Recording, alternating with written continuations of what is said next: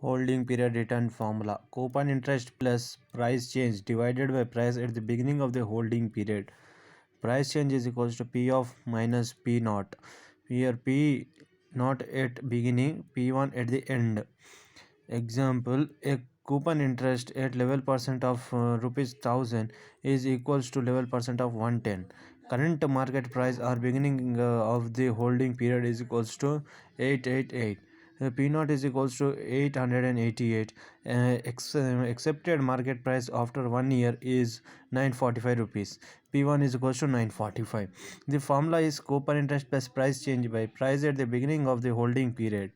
The 110 plus P naught P1 945 minus P naught 888 divided by 888 into 100.